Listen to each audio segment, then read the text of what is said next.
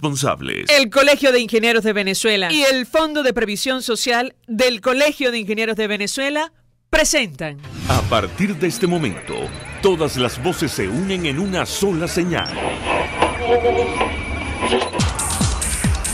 RCR presenta Conexión 750 con María Alejandra Trujillo.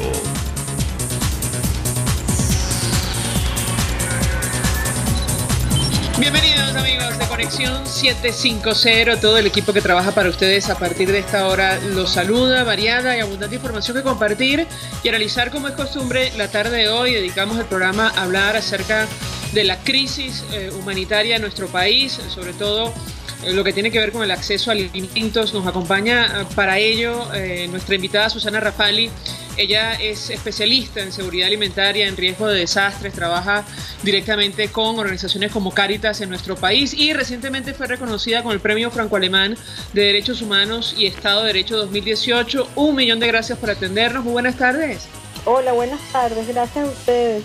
Pues muchas gracias por atendernos y mucho interés en escuchar lo que tiene que decir sobre el tema que nos ocupa, porque entre otras cosas terminamos este año 2018 con el reconocimiento abierto de Naciones Unidas sobre las dimensiones de esta crisis. Nos tocaba hablar hace algunos días a propósito de la primera ayuda aprobada en el marco de un plan humanitario en nuestro país por el orden de 9.2 billones de dólares y días más tarde, la ONU también anuncia un plan anual para hacer frente a esta situación y sobre todo el éxodo de venezolanos. Yo iniciaría conversación con nuestra invitada a partir de este tema. La escuchamos. No, y a esto súmale recientemente 20 billones de la Comisión Europea, de los fondos comunes de la Comisión Europea para Asuntos Humanitarios.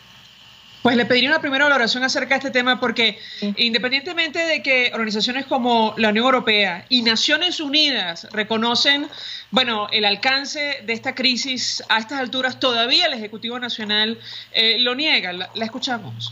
Sí, fíjate que particularmente de Naciones Unidas no se activan sin el consentimiento del Estado, porque Naciones Unidas al final es una confederación de las naciones y sus estados, así que el movimiento tiene que haber estado bajo el consentimiento del Estado, y esto para mí me confirma lo que yo siempre he pensado, que es que me deja optimista, que siempre el gobierno ha estado dispuesto a hacer mucho más de lo que dice, pero que lamentablemente la política es así. Yo no estoy en capacidad de analizar esta diferencia entre el discurso y lo que hace.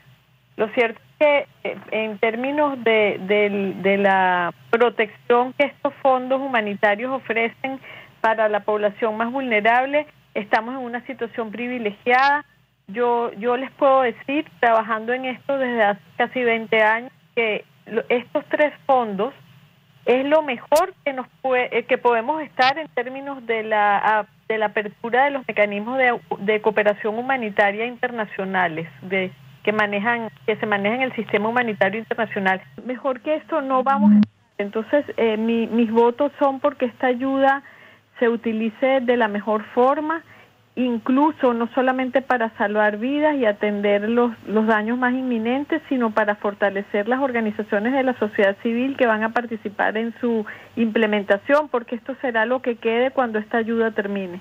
Ahora, yo le pregunto a nuestra invitada, porque ciertamente aunque representa un alivio luego de tanto tiempo pidiendo esta ayuda para hacer frente a la crisis en nuestro país, también preocupa y mucho, sobre todo este plan anual aprobado y solicitado por Naciones Unidas, que está en el orden de 700 millones de dólares para ayudar a migrantes venezolanos. Quisiera su comentario en torno a este tema y si es comparable esta situación con alguna otra en el mundo. La escuchamos. Sí, yo ahí sí tengo que ser un poquito más pesimista, porque te explico por qué es anual, porque por naturaleza la ayuda humanitaria no está llamada a resolver los problemas de los países.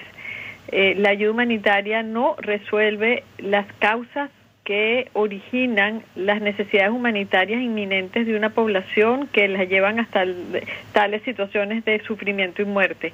La ayuda humanitaria lo que hace es mitigar el efecto de esos problemas sobre los más vulnerables para que se contenga un poco la muerte de personas y se contenga un poco el sufrimiento a escala.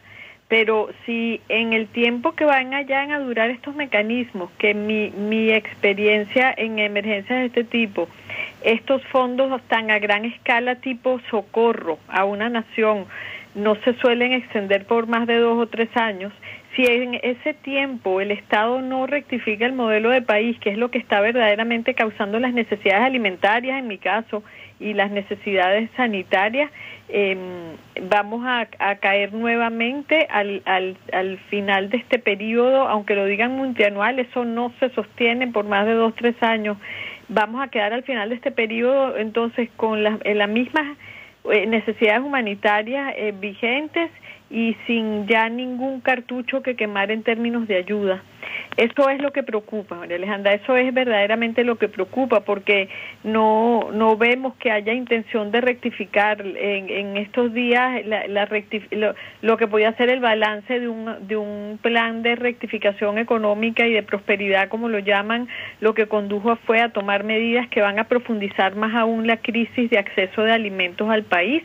Lo que está pasando con el sector cárnico era lo último que nos podían comprometer en términos de abastecimiento, y si eso no se rectifica, por más que haya ayuda humanitaria que palee los efectos de estos por 2 o 3 años, las consecuencias pueden ser muy, muy graves y podemos quedar en una situación de precariedad continuada y persistente, como la que uno puede ver en países como Corea del Norte, como ojalá Corea del Norte, estamos mucho peor que Corea del Norte, como Myanmar, Birmania, como Sudán del Norte, este tipo de países en los que la precariedad se convirtió en una nueva forma de vivir, en una normalidad, y en ese momento ya habremos entonces desgastado los mecanismos internacionales de ayuda. Ahora, yo le pregunto a nuestra invitada, porque ciertamente estas medidas anunciadas por el Ejecutivo Nacional, desde incluso cerrando este año, en nada resuelven el problema, la crisis económica y mucho menos lo que tiene que ver con la producción de alimentos en nuestro país. Decía el presidente de FEDEAGRO, cerrando el año 2018, que estos precios o supuestos precios acordados no fueron consultados con absolutamente nadie y probablemente van a quebrar al sector. Yo quisiera su comentario en torno a este tema. Sí, yo pienso que estas predicciones de FEDEAGRO son correctas porque, entre otras cosas, no se puede rectificar el funcionamiento del sector alimentario por decreto en una gaceta. El sector alimentario, como cualquier otra cadena de valor, es algo dinámico que tiene que responder a las fuerzas internas de todos los actores que participan allí. Lo que está pasando es muy grave en los 3 puntos de la cadena alimentaria. Primero es, con estos precios acordados y con la restricción del acceso a materias primas, terminar de quebrar al productor nacional sin que tengamos claros que van a poder hacer frente a importaciones alimentarias a esa escala. O sea que vamos a seguir disminuyendo en términos de la capacidad del Estado de garantizarnos una oferta alimentaria adecuada. Pero lo otro que está sucediendo es que parte de esta producción o poca producción que queda, es claro que el objetivo es poner a producir a los productores nacionales, producir para los CLAP. Y si tomamos en cuenta los mismos discursos del Ejecutivo cuando le pide a los CLAP aumentar en frecuencia, en cantidad y en calidad, nos dejan convencidos de que los CLAP como sistema de distribución de alimentos en el país mantienen una ineficiencia enorme. Cierto es que han avanzado en aumentar en cobertura de población, pero ni van a llegar a cubrir a todos los hogares venezolanos, ni lo están haciendo en la suficiencia que es, y ni que lo hicieran bien es algo que deberíamos proteger, porque es una manera de abastecer a la población sin que haya una autodeterminación y una libertad de consumo. Y finalmente tampoco está claro el acceso al resto de servicios que se necesitan para la alimentación, el agua sobre todo y el acceso a gas. Así que yo veo que si no hay una rectificación, el año que viene la inseguridad alimentaria a nivel familiar, sobre todo de la clase media-baja, se va a deteriorar muchísimo más. Y si no se corrige la situación sanitaria, veremos morir y estar en situación de riesgo de morir a muchísimos más niños, y mujeres embarazadas y ancianos, que son los primeros en cobrar los efectos de todo esto, pero antes de que eso suceda, seguirá siendo, como lo demuestran los estudios que ya nos llegan desde los países vecinos, seguirá siendo el hambre el gran impulsor de la migración venezolana, y eso es una gran hemorragia y un gran tejido que estamos perdiendo en términos de capital humano, como lo es la desnutrición. Tenemos que hacer una pausa para ir a publicidad. Nuestra invitada deja varios temas sobre la mesa. Yo quisiera referirme a los más vulnerables, a nuestros pequeñitos, adultos mayores, el impacto que ha tenido esta crisis y qué puede ocurrir si no se corrige. En el caso concreto de los CLAP, creo que lo hemos hablado en otra oportunidad. Se trata de un programa que ciertamente no llega a todo el mundo y no discrimina entre los más necesitados. Sencillamente da la impresión, forma parte de la estrategia de control que impulsa el Ejecutivo Nacional. Quisiera su comentario sobre estos dos puntos, pero al regreso de la pausa. Ya venimos. Usted escucha Conexión 750 con María Alejandra Trujillo, solo por RCR 750 AM. Son las 5:18. Puedes seguir nuestra programación a través de rcr.tv, la radio que se ve. Mensaje del ingeniero Ramón López, vicepresidente del Colegio de Ingenieros de Venezuela. Apreciado colega ingeniero, arquitecto y profesional afín, el sistema de salud venezolano no presta la atención requerida y la altísima inflación encarece notoriamente este servicio. Es por ello que el Fondo de Previsión Social del CIP te ofrece un servicio de salud seguro, confiable y accesible, con amplia cobertura. Para mayor información visita el portal www.cib.net.be. Colegio de Ingenieros de Venezuela, construyendo futuro. En Global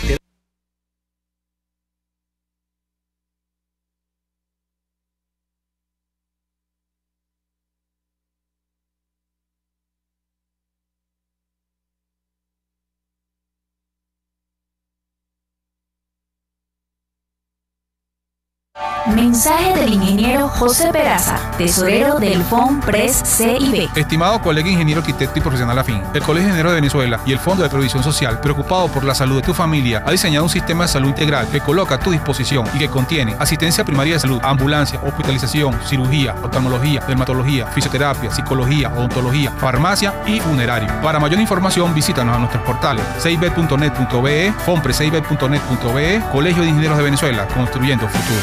Mensaje del ingeniero Ramón López, vicepresidente del Colegio de Ingenieros de Venezuela. Apreciado colega ingeniero, arquitecto y profesional afín, el sistema de salud venezolano no presta la atención requerida y la altísima inflación encarece notoriamente este servicio. Es por ello que el Fondo de Previsión Social del CIP te ofrece un servicio de salud seguro, confiable y accesible, con amplia cobertura. Para mayor información visita el portal www.cib.net.be. Colegio de Ingenieros de Venezuela, construyendo futuro. RCR 750 AM, porque lo bueno une.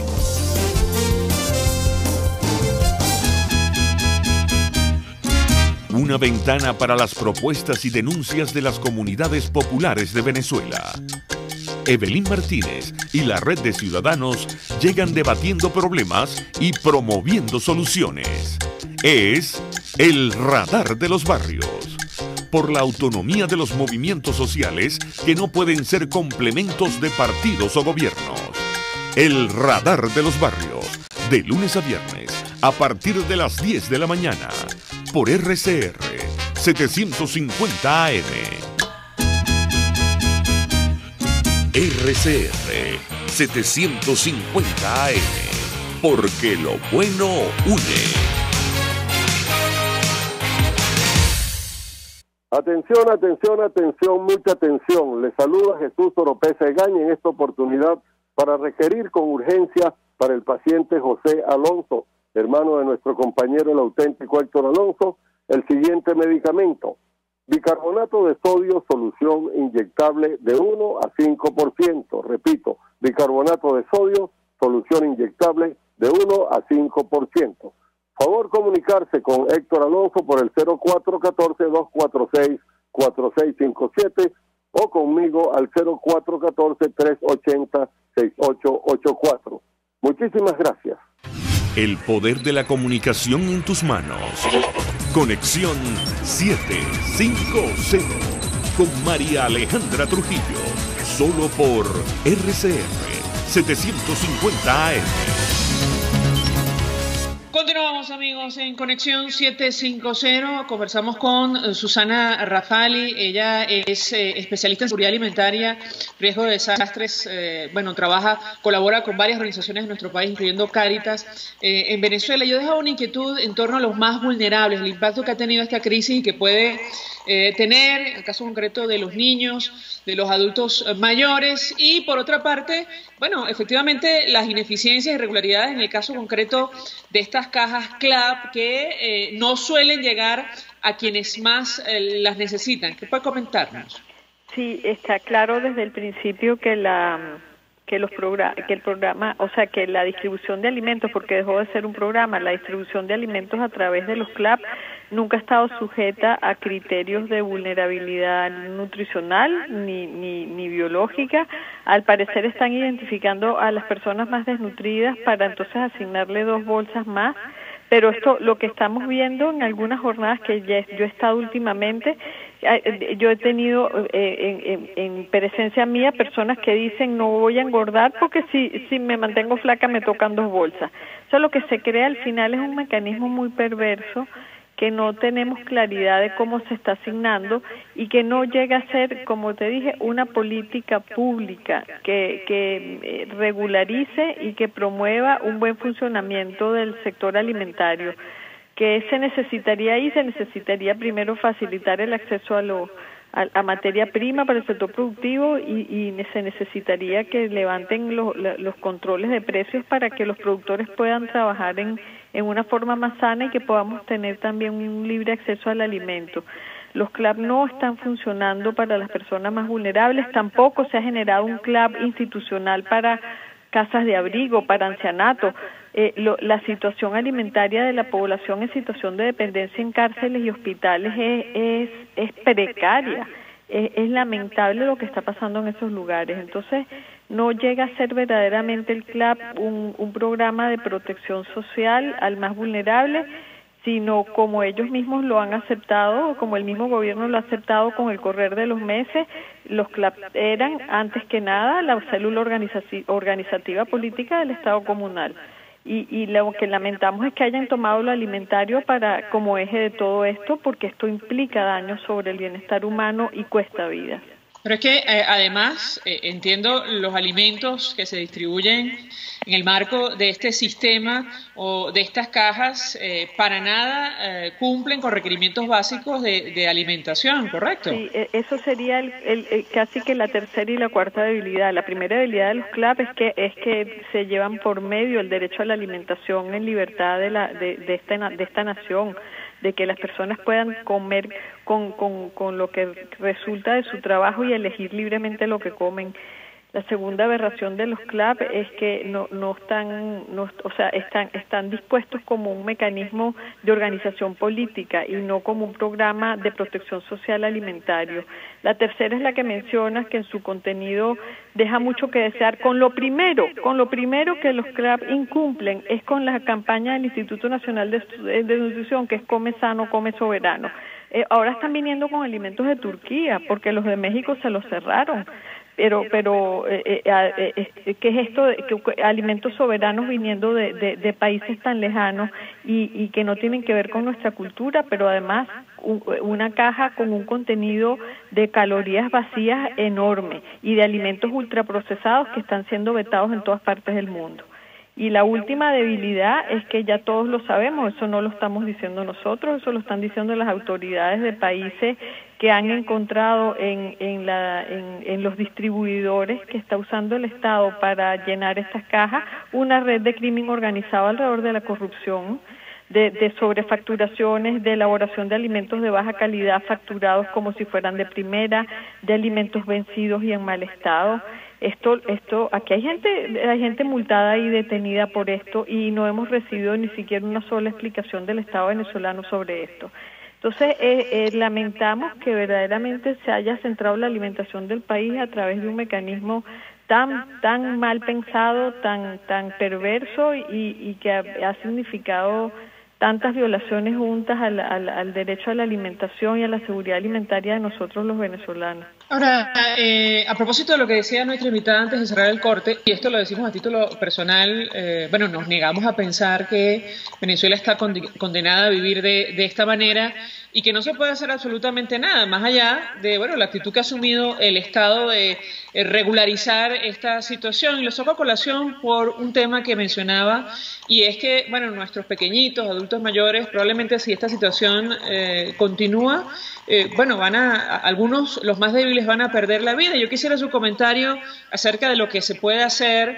Nuestra invitada, bueno, digamos, es una de las representantes de organizaciones no gubernamentales más activas, sobre todo en foros internacionales.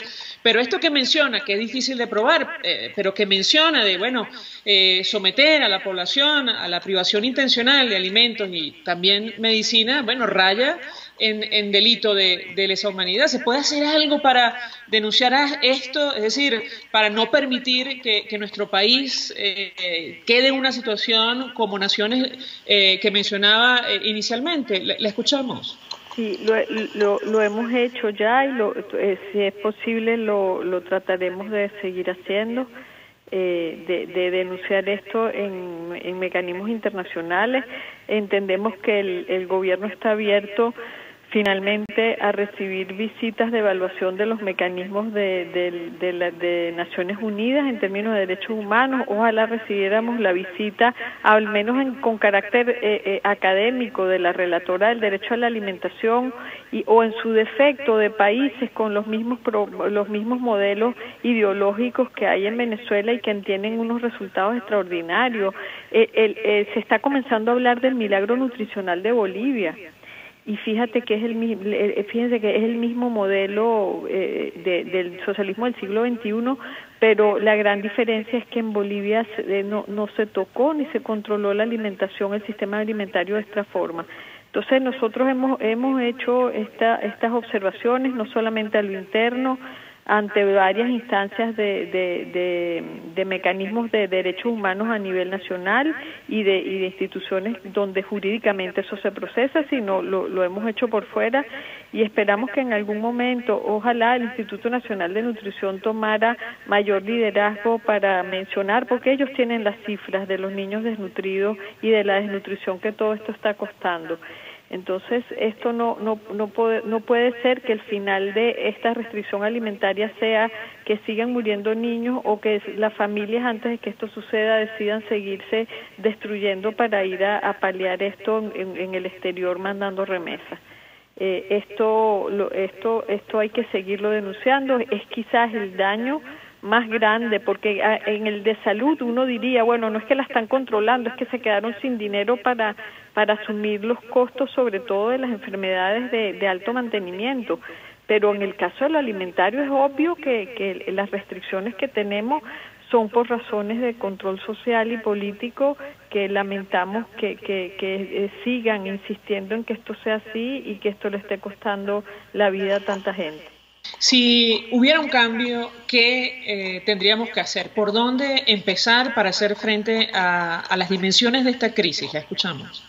Lo primero que hay que hacer es buscar los recursos donde sea necesario buscarlos. Yo no me estoy refiriendo al FMI, pero es claro que el Estado, imagínate que lo que se necesita para reabastecer de alimentos el país por 18 meses superan mucho las reservas internacionales totales de Venezuela. Entonces, lo que está claro es que lo primero que hay que hacer es movilizarse a buscar los mecanismos de financiación que permitan la entrada de recursos adicionales y frescos. ¿Para qué? Para cancelar las deudas de los productores de alimentos a nivel nacional que tienen internacionalmente, para garantizarle el acceso a divisas y liberarle el acceso a divisas para que ellos tengan insumos para producir. Y tercero, una política de precios que sea abierta y libre, que permitan hacer una estructuración de un mercado alimentario como el que teníamos antes, en el que eso sí, el Estado actúe como regulador, porque hay cosas de la industria alimentaria que no se pueden permitir. Eso por una parte, y por la otra, definir una política de protección social para las personas que, aunque se libere el sistema alimentario nuevamente, siempre van a quedar por fuera, que son las personas en extrema pobreza, mientras su situación no se resuelve. No puede el Estado venezolano continuar con mecanismos de protección social basados en misiones impredecibles. ¿Cómo es posible que un hogar pobre pueda asumir dentro de su lenguaje de vida, me cayó un bono? No le cayó un bono a nadie, tenemos derecho a eso. Es la obligación del Estado estructurar una política de protección social. Aquí no puede ser que un hogar pobre esté a la deriva esperando que el presidente decida cuándo es el próximo bono. Esto tiene que estructurarse en una política de protección social más predictiva, más estable y que verdaderamente protege el bienestar de los hogares más pobres y de estas personas vulnerables que hemos estado mencionando. Gracias, Susana Rafali, por atendernos, acompañarnos como siempre. Especialista en seguridad alimentaria en riesgo de desastres, quien colabora con varias organizaciones de nuestro país, recientemente reconocida con el Premio Franco-Alemán de Derechos Humanos y Estado de Derecho 2018, por atendernos y compartir su análisis acerca del tema que nos ocupa la tarde de hoy, que tiene que ver con la crisis humanitaria, sobre todo en materia de alimentos que afecta a nuestro país. Vamos a la pausa, al regreso venimos con más. Estás en sintonía de Conexión 750, solo por RCR 750 AM. Son las 5:28. Sintonícenos a través de Periscope, @RCR750, la radio que se ve. Mensaje del ingeniero Enzo Betancourt, presidente del Colegio de Ingenieros de Venezuela. Estimados colegas, ingenieros, arquitectos y profesionales afines, el hombre es del tamaño de sus dificultades y siempre será capaz de vencerlo. En el año 2018 debemos trabajar para construir el país que nos merecemos todos los venezolanos. Siempre un paso adelante. Visita nuestro portal www.cib.net.be. Colegio de Ingenieros de Venezuela, construyendo futuro. Si buscas caucho para los vehículos de tu empresa, sean camiones, buses, camionetas o carros, llama a Cauchera Fran Luis al 0212-481-1752, 0416-607-6406 y 0412-815-6712. Para mayor información, visita @Cauchera Fran Luis en Twitter, Instagram o Facebook, o escribe al correo caucherafranluis72@gmail.com.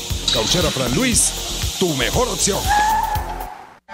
Mensaje del ingeniero Kenneth Navarro, presidente del FONPRES CIB. Apreciado colega ingeniero, arquitecto y afín, el Fondo de Previsión Social del Colegio de Ingenieros de Venezuela, FONPRES CIB, diseñó para la protección de tu salud el Sistema Integral de Previsión Social. El mismo tiene a tu disposición beneficios de la solvencia, asistencia primaria de salud, el plan de salud con coberturas de acceso VIP, todos estos planes pensando en la protección de tu familia. Para mayor información visita fonprescib.net.be. Colegio de Ingenieros de Venezuela, construyendo futuro.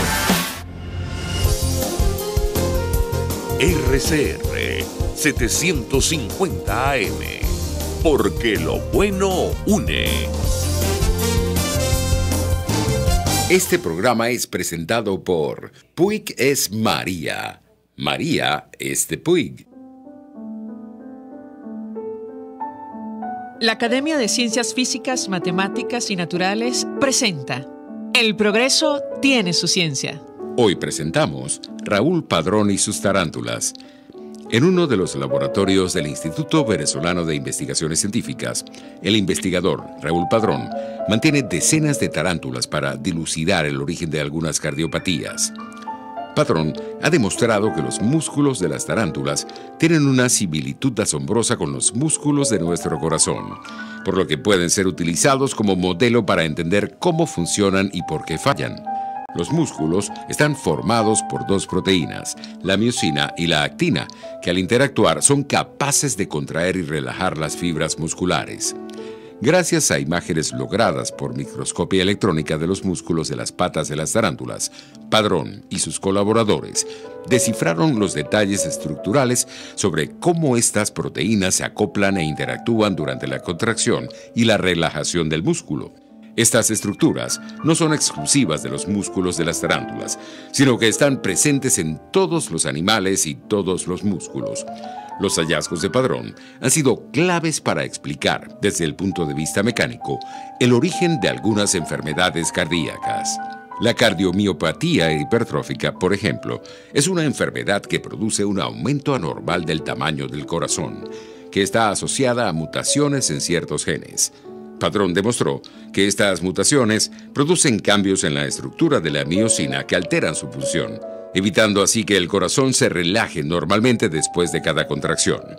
Es así como las tarántulas nos han proporcionado información fundamental para entender el origen molecular de una enfermedad que afecta a 1 de cada 500 personas. El progreso tiene su ciencia.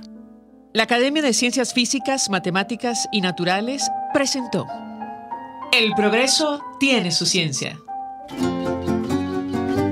Cuando cierras los ojos y viajas en el tiempo. Cuando el sabor te transporta a otro lugar.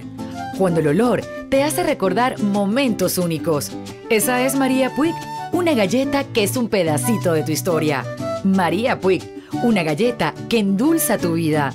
María Puig, una galleta que te ha acompañado por más de 100 años. Puig es María. María es de Puig. Este programa fue presentado por Puig es María. María es de Puig. RCR 750 AM. Porque lo bueno une.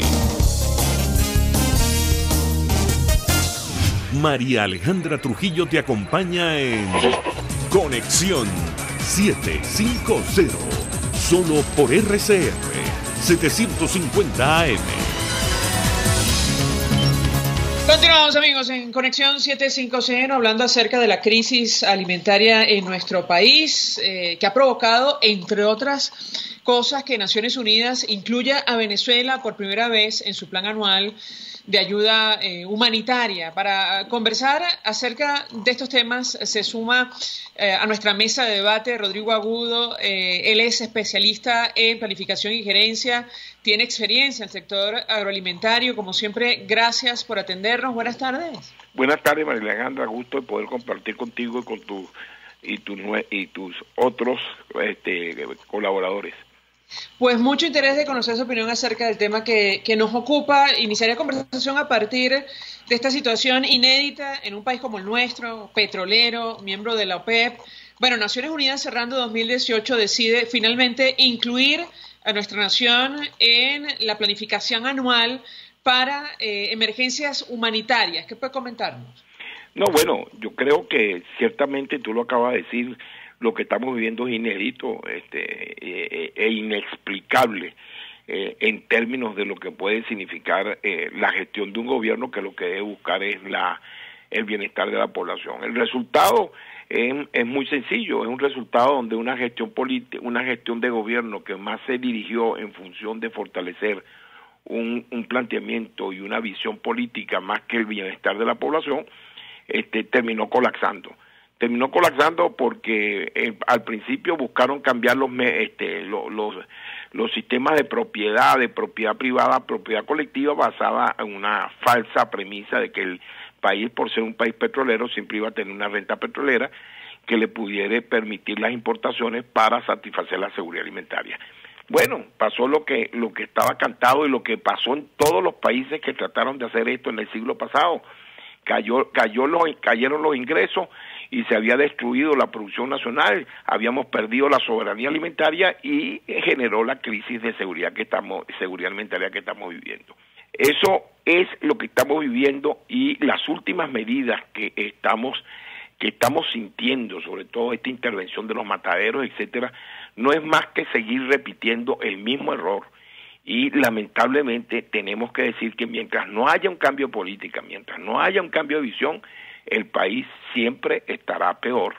O sea, no es posible recuperar el equilibrio social mientras sigamos controlando precios, mientras el gobierno siga generando una economía hiperinflacionaria que es el resultado de gastar más de lo que gana. El único culpable de la inflación se llama el Ejecutivo Nacional, porque se pone a regalar la plata que no tiene, que no genera, que no ha sido generada en producto del trabajo, que es dinero inorgánico, y eso es lo que nos está hundiendo. Mientras no cambiemos la política, tristemente no hay fondo, siempre podemos estar peor. Ahora tengo que preguntarle concretamente acerca de lo que está ocurriendo producto de la falta de alimentos en nuestro país, la dependencia cada vez más creciente de las importaciones. Nos decía Susana Rafali, que es especialista en riesgo, en seguridad alimentaria, que, bueno, a la luz de esta información de Naciones Unidas, había que alegrarse momentáneamente porque no todos los países tienen la atención que hoy día tiene Venezuela. Sin embargo, cuando se alargan estas emergencias humanitarias, suelen enquistarse y la precariedad que la genera pasa a ser una forma de vivir, y ella alertaba acerca de esta situación. Yo quisiera su comentario porque da la impresión que no hay dinero en el exterior, no hay ayuda que venga de Naciones Unidas o de cualquier país del mundo que pueda ayudarnos a paliar o a superar lo que está ocurriendo, esta catástrofe en nuestro país. Quisiera su comentario, lo escuchamos. No, bueno, mire, yo quisiera diferenciar, Susana tiene toda la razón, pero lo explico más rápidamente. Mientras nosotros no reconstruyamos el sistema de abastecimiento alimentario, toda la ayuda que nos dé no va a solventar el problema. La ayuda alimentaria, como lo dice su nombre, es una ayuda y va a atacar la población más vulnerada, la población que ya ha sido agredida, que está desnutrida, que se está muriendo. Pero la ayuda alimentaria no me va a poner los productos alimenticios en los anaqueles. Para eso hay que reconstruir el sistema agroalimentario venezolano, hay que rescatar la agricultura, hay que repotenciar la agroindustria y hay que reconstruir el sistema de comercialización. Y eso solo se hace si se respeta, primero si tenemos una sociedad donde nos respetemos y si respetamos el trabajo privado, porque eso en toda la sociedad del mundo lo hace el sector privado. Cuando se mete el Estado, termina la sociedad en hambre. Por eso es que le digo, mientras no cambiemos la política, podrán darnos toda la ayuda y lo que solventemos hoy y lo que rescatemos hoy, si no reconstruimos el sistema, en 6 meses vuelve a caer en emergencia alimentaria. Una cosa es la ayuda para atacar la población que ya hoy está desahuciada en algunos orfanatos, ancianatos, casas de hogar. Pero mientras nosotros no cambiemos una política que nos permita que los alimentos aparezcan otra vez en anaqueles, esa ayuda es totalmente transitoria y no soluciona el problema de fondo que estamos viviendo. Y nuestro problema es una política donde el Estado se puso a hacer lo que no sabe hacer. El Estado no sabe ser ganadero, agricultor, comerciante, y dejó de hacer lo que tiene que hacer, que es darnos apoyo en la educación, apoyo en la salud, en la electricidad y en el agua. Mientras no se cambie eso y el Estado se ponga a hacer lo que tiene que hacer y apoye a un sector privado para que reconstruya, no saldremos del drama que estamos viviendo. Ahora que menciona usted esta intervención del Estado, cerramos el año 2018 con esta información sobre la intervención de varios mataderos en todo el país, el impacto que esto va a tener en materia de acceso a la carne, un sector especialmente sensible y afectado producto de las medidas adoptadas por el Ejecutivo Nacional. Quisiera su comentario sobre este tema. Bueno, es el mejor ejemplo, pero además lo voy a sacar con un ejemplo de su hermano gemelo. En este país la producción bovina es una producción que llaman de doble propósito, que produce leche y produce carne. Ya hace 5 años el Estado empezó a intervenir las plantas lecheras, a fijar precios, a exigir que se vendiera. ¿Y qué pasó? Desapareció. Ya no hay leche pasteurizada, ya no hay leche en polvo, lo que se consume es un queso que es totalmente informal, que no tiene inocuidad. Bueno, con la carne va a pasar lo mismo. Esta intervención de los mataderos lo que va a generar es que el proceso de la producción de carne se informalice, deje de ir a los mataderos que están intervenidos, que son los que tienen vigilancia sanitaria, que son los que hacen el proceso según las normas sanitarias, y se van a ir para un mercado informal. Y en ese mercado informal se rompe la cadena de frío, porque en la carne es fundamental el problema de la conservación. Se rompe la cadena de frío y estamos regresando al siglo XIX, donde usted compraba carne en las carreteras cuando lo mataban los animales. Eso en términos sanitarios estamos regresando, pero casi a la Edad Media, y eso es lo que va a suceder ahorita. Va a desaparecer la oferta de una carne inocua que alimente. La poca que vamos a conseguir va a ser muy cara y no va a ser garante de la inocuidad y de la salubridad. Y la mitad de los animales en la medida en que los estemos controlando, van a salir y los van a vender para el hermano país en contrabando, por una sencilla razón, porque el ganadero no vende al matadero. El ganadero el intermediario es el que compra en la finca, y si hay un matadero intervenido no se lo va a vender al intermediario, sino que va a salir y se lo va a vender a un comprador que le lleva ese animal para el otro lado, para el contrabando. Entonces tiene un doble efecto: no solucionamos el abastecimiento, lo poco que vamos a tener no va a tener calidad, y parte del rebaño se va a fugar para Colombia y va a disminuir nuestro rebaño, que hoy por hoy es el único inventario de alimentos que tenemos en el país. Tengo que hacer una pausa para ir a publicidad. Cerramos este año con el anuncio de cerca de 600.000 toneladas de trigo ruso que supuestamente están garantizados para el año 2019, y yo le dejaría la siguiente inquietud y se la traslado con total ironía. ¿Será que vamos a comer trigo, solo trigo, el próximo año según la planificación estratégica del Ejecutivo Nacional? Le dejo la inquietud, de regreso le doy la palabra para contestar. Ya venimos.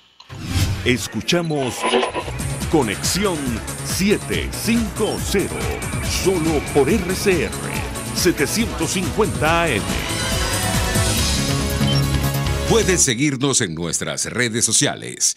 En Twitter, @RCR750, la radio que se ve. Mensaje del ingeniero Ramón López, vicepresidente del Colegio de Ingenieros de Venezuela. Apreciado colega ingeniero, arquitecto y profesional afín, el sistema de salud venezolano no presta la atención requerida y la altísima inflación encarece notoriamente este servicio. Es por ello que el Fondo de Previsión Social del CIP te ofrece un servicio de salud seguro, confiable y accesible, con amplia cobertura. Para mayor información visita el portal www.cib.net.be, Colegio de Ingenieros de Venezuela, construyendo futuro. Si quieres refrescarte, llégate a Coco Factory y pide tu agua de coco bien fría para tomarla o llevarla y disfrútala. El coco disminuye los triglicéridos, es bactericida, laxante, hepatoprotector, o sea, 100% saludable. Coco Factory en la avenida principal de Santa Mónica, Teresa de la Parra, edificio Codazzi, frente a la antigua bomba de combustible, y en la Rosaleda, San Antonio de los Altos. Coco Factory, sin cocos, no hay paraíso. Mensaje del ingeniero José Peraza, tesorero del FONPRES CIB. Estimado colega ingeniero, arquitecto y profesional afín, el Colegio de Ingenieros de Venezuela y el Fondo de Previsión Social, preocupado por la salud de tu familia, ha diseñado un sistema de salud integral que coloca a tu disposición y que contiene asistencia primaria de salud, ambulancia, hospitalización, cirugía, oftalmología, dermatología, fisioterapia, psicología, odontología, farmacia y funerario. Para mayor información, visítanos a nuestros portales cib.net.be, fonprescib.net.be, Colegio de Ingenieros de Venezuela, construyendo futuro. RCR 750 AM, porque lo bueno une. Dosis Alternativa es una ventana abierta donde usted hallará respuestas a diversos temas de salud que nos preocupan. ¿Cuál es el problema con la próstata? Después de los 40 años, aproximadamente un 40% de la población masculina empieza a tener problemas. Entre esos problemas grandes tenemos el famoso cáncer de próstata, que es el primer cáncer en el hombre. Y después de eso tenemos enfermedades muy comunes que son la prostatitis, que antes de los 40 años y después de los 40 años, dependiendo de la patología, y también tenemos infecciones asociadas y el crecimiento de la próstata. Dosis Alternativa les hace llegar de una manera sencilla y amena la orientación de profesionales que necesita para comprender y manejar correctamente situaciones de nuestro día a día. Cuando yo salgo a buscar una persona con quien quiera comprometerme, casi siempre lo voy a buscar desde mis experiencias y desde mi historia de mis padres. ¿Por qué? Porque la primera historia de amor que yo conozco en la vida es la historia de amor de mis padres. Y desde esa situación con mis padres, yo voy a aprender a amar. Dosis Alternativa con Marilia García y Jackson Vargas, de lunes a viernes a las 9:30 de la mañana. Solo por RCR y RCR.tv, la radio que se ve. Un espacio que analiza y debate la coyuntura política, económica y social de nuestro país. Acompañe cada mañana a la periodista María Alejandra Trujillo en Palabras más, palabras más, palabras menos. Palabras más, palabras menos. Informes, entrevistas, análisis y discusiones sobre los temas de actualidad. Es lo que más te puedo dar, es lo de siempre. Palabras más, palabras menos. De lunes a viernes, de 7 a 8 de la mañana, por RCN 750 AM.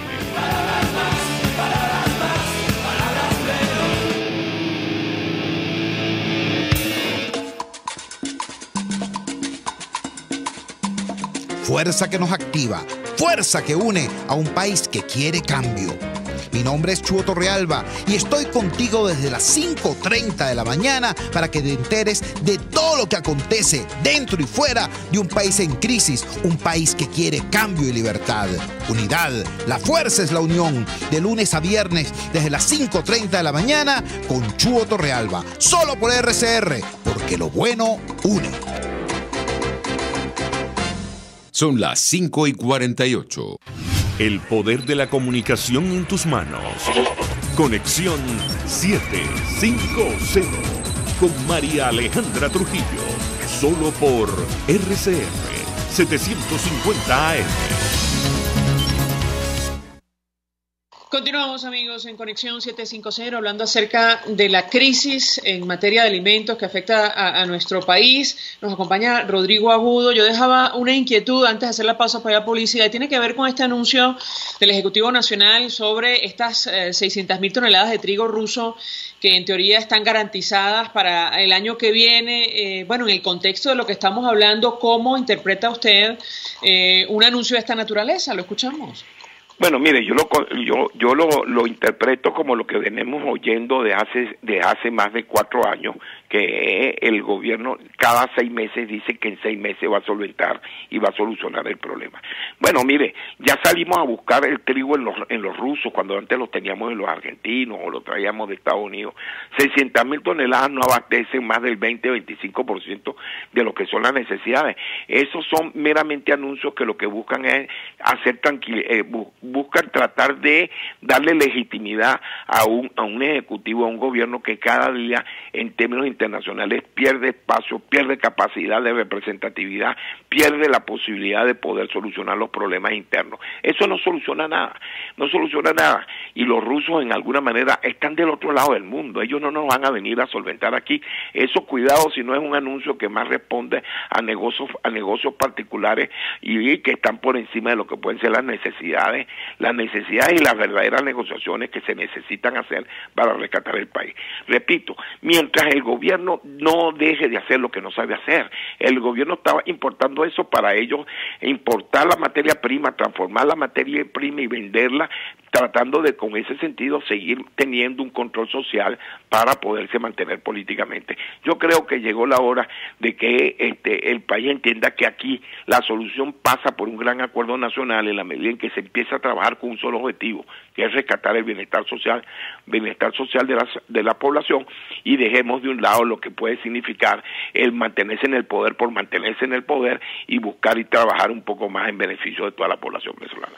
Ahora, ¿cree usted que al gobierno le interesa el bienestar social? Otra vez le traslado la inquietud con absoluta ironía, y lo pregunto porque hace días conversábamos con el presidente de FEDEAGRO, Aquiles Hopkins, y él decía, bueno, con esta estructura de precios acordados que ha anunciado el Ejecutivo sin discutirlos con los productores en el país, bueno, nos están condenando a la quiebra. ¿Tiene el gobierno algún interés en resolver la situación? Porque da la impresión que no.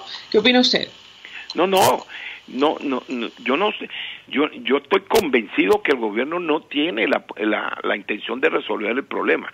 Este es un problema que todos los días se agravaba más, y en la medida en que pasan los días el problema es más complejo y es muchísimo más difícil de resolverlo.